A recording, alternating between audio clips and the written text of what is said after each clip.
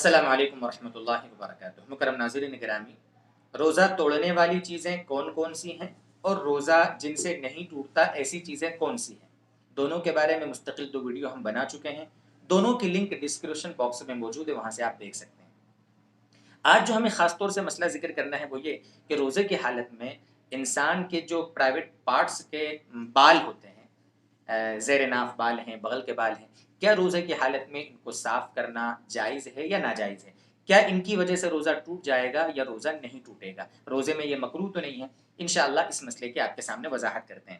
یہ مسئلہ میں بتاؤں اس سے پہلے ایک بات یاد کر دوں کہ کہاں سے کہاں تک بال کاٹنا ہے، مردوں کے لیے عورتوں کے لیے کیا حکم ہے، کتنے دنوں میں کاٹنا ہے، بلیڈ استعمال کرنا ہے کہ کریم بھی استعمال کر سکتے ہیں، وغیرہ وغیرہ، اس بارے میں مستقل ایک ڈیٹیلڈ ویڈیو ہم نے بنایا ہوا ہے، اس کے لنک بھی ڈسکرپشن باکس میں موجود ہے، اس کو دیکھ لیں۔ کافی اہم بنیادی باتیں اس میں سمجھائی گئی ہیں۔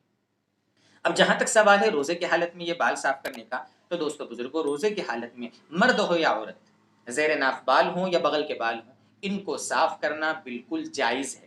ان کی وجہ سے روزے پہ کوئی فرق نہیں پڑتا، روزہ مکروہ نہیں ہوتا۔ اسی طریقے سے اگر کوئی اپنے سر کے بال کٹاتا ہے، مونچھ کٹواتا ہے، سر میں تیل لگاتا ہے، یا اور بھی کچھ ایسے کام جن کی وجہ سے روزے پہ فرق نہیں پڑتا، اگر وہ کرتا ہے تو روزہ نہیں ٹوٹے گا۔